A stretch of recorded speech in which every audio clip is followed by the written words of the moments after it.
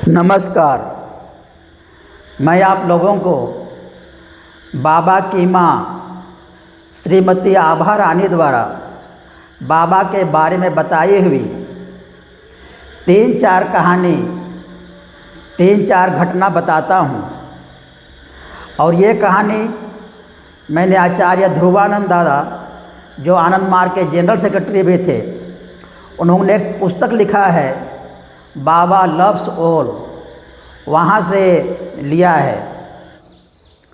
आचार्य ध्रुवानंद दादा का 1964 में जमालपुर में पोस्टिंग था और इस बात को लेकर के वो बहुत अपने आप को सौभाग्यशाली समझते थे कि उनको बाबा के परिवार वालों के साथ नज़दीक से मिलने का मौका मिला, विशेषकर बाबा की माँ के साथ। बाबा की जो माँ थी गुरु माता, उनका जो स्वभाव था वो सबको आदर करने का, सबको प्रेम करने का, सबको सेवा करने का, इस प्रकार का उनका स्वभाव था। आचार्य ध्रुवानंद दादा बाबा की माँ के पास कभी कभी जाते थे और बाबा के बारे में जानने का प्रयास करते थे उनके मुख से। तो बाबा की माँ बोलती थी, तुम लोग उनके शिष्य हो और वो तो मेरा बेटा है, इसलिए तुम लोग अच्छी तरह से उनको जानते हो, मैं तो उनके बारे में कुछ ज़्यादा जानती नहीं हूँ। और इस प्रकार का वो बोलती थी। और वो बोलते थे, लेकिन इतने सारे लोग, हजारों हजार लोग उनके पास जब आ रहे हैं तो ज़रूर उनके पास कुछ चमत्कारी की शक्ति है, अन्यथा लोग क्यों उनके पास इतने सारे लोग हैं, ज़रूर कुछ विशेष बात है उनमें, तब इतने लोग उनके पास आ रहे हैं, लेकिन मैं उनके बारे में कुछ विशेष नहीं जानती हूँ। इस प्रकार का बोलती थी गुरु माता।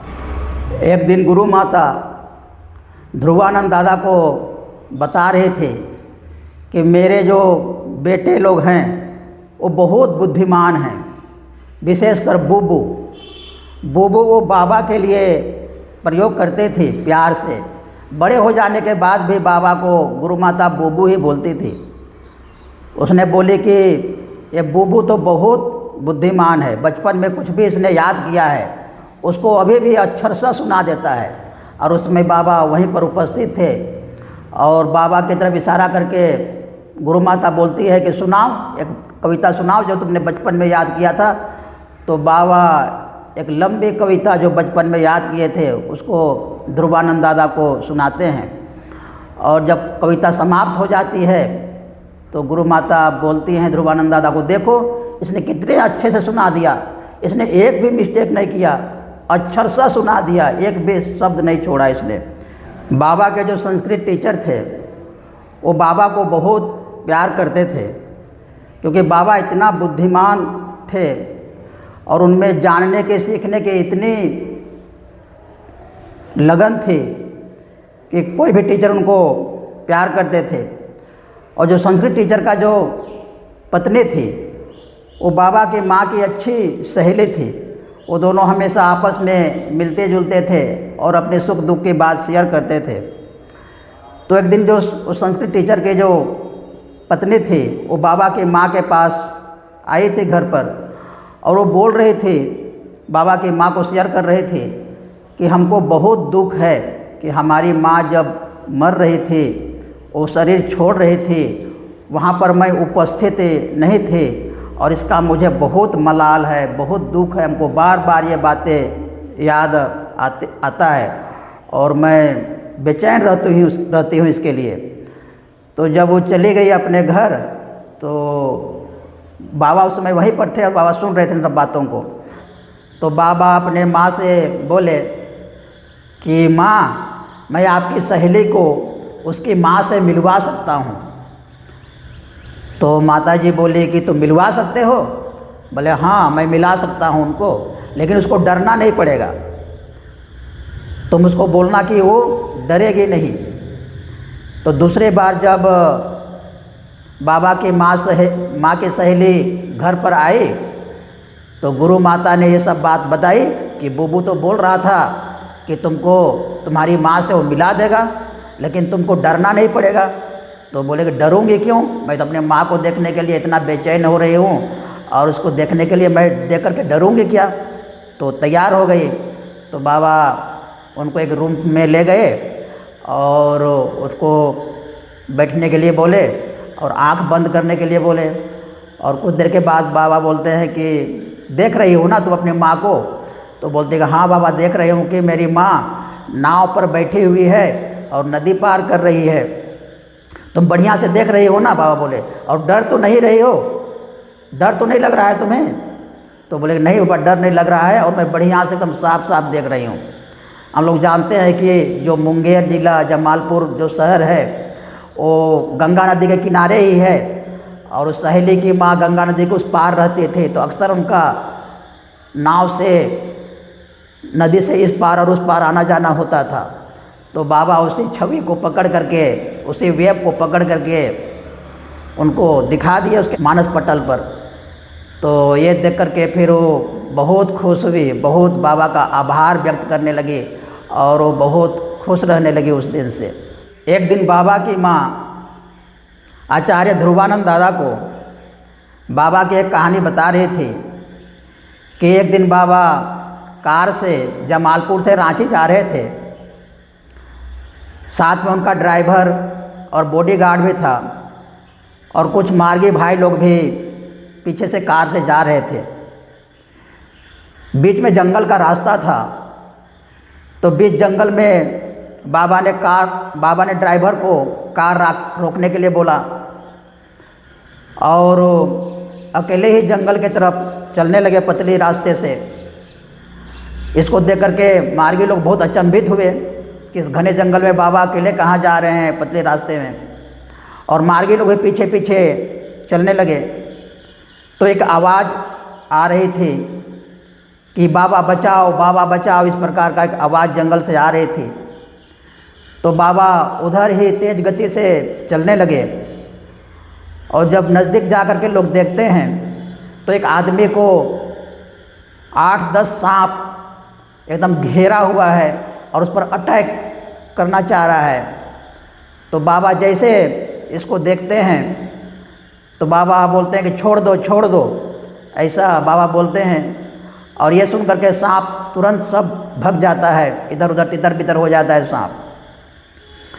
और वो आदमी फिर दौड़ते हुए बाबा के चरणों में गिर पड़ता है, और बाबा बोलते हैं उनको कि तुमने बहुत सारा क्राइम किया है, तुमने बहुत सारा बुरा काम किया है, और उसी का फल तुमको नेचर दे रहा है, उसी का फल तुमको ये प्रकृति दे रहा है। तुम फिर से यह इस प्रकार का काम करोगे क्या।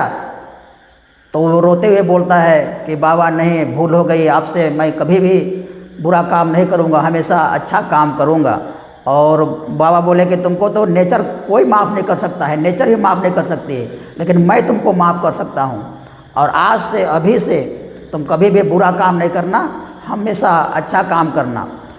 और फिर वो आदमी को सांपों से मुक्ति दे करके बाबा फिर कार में आए, फिर रांची गए बाबा सबके साथ में। तो इस प्रकार बाबा की माँ ध्रुवानंद दादा को ये कहानी बता रही थी। और एक बार बाबा को डीएमसी में कहीं जाना था, और इसके लिए बाबा परमिशन लेने के लिए आए अपने माँ से कि माँ हमको डीएमसी में जाना है, और जनरल सेक्रेटरी बोल रहे हैं कि हम ही को वहाँ प्रवचन देना पड़ेगा, हम ही को एड्रेस करना पड़ेगा। तो बाबा के माँ बोलती है ठीक है तुम जाओ, लेकिन जनरल सेक्रेटरी से हमें मिलना है, उनसे हमको कुछ बात करना है। तो जब जनरल सेक्रेटरी बाबा की माँ से मिले तो बाबा की माँ क्या बोलती है उनको कि देखो ये बुबू कभी भी कुछ नहीं मांगेगा खाने पीने के लिए, इसको कब खाना क्या खाना इसको कुछ होश नहीं रहता है, और इसलिए तुम ले तो जा रहे हो इसको, लेकिन इसका खाने पीने का हमेशा ध्यान रखना, इसको समय से खाना खिलाना, और क्या खाना क्या नहीं खाना इसको हमेशा ध्यान रखना। जब पूरा आश्वस्त हो जाती है, वो पूरा श्योर हो जाती है, तब बाबा को जाने का परमिशन देती है। तो इस प्रकार से छोटी छोटी बात बाबा की माँ केयर करती थी बाबा को, और बड़े हो जाने के बाद बाबा भी हमेशा बाबा भी माँ से हमेशा पूछ करके जाते थे। गुरु माँ एक दिन नोटिस की कि बोबू कभी सब्ज़ी वगैरह खरीदने के लिए नहीं जा रहा है बाज़ार, हमेशा केवल उसके छोटे भाई लोग जा रहे हैं, ये कभी बाज़ार नहीं जा रहा है। तो इस बात को उसने बाबा को बोली कि तुम कभी बाज़ार क्यों नहीं जाते हो, अब हमेशा अपने छोटे भाई लोगों को भेज देते हो, तुमको भी कभी कभी जाना चाहिए बाज़ार। तो दूसरे दिन कुछ पैसे दे करके माँ ने बाबा को बाज़ार भेजे सब्ज़ी वगैरह खरीदने के लिए। तो बाबा एकदम चुन चुन के बहुत बढ़िया बढ़िया सब्ज़ी लाए और माँ इसको देख करके बहुत खुश हो गई। लेकिन माँ ने जब बचा हुआ पैसा मांगी तो बाबा बोले कि इतना बढ़िया बढ़िया सब्ज़ी लाई हो तो पैसा कहाँ से बचेगा, पैसा कुछ बचा नहीं, सब पैसा ख़त्म हो गया।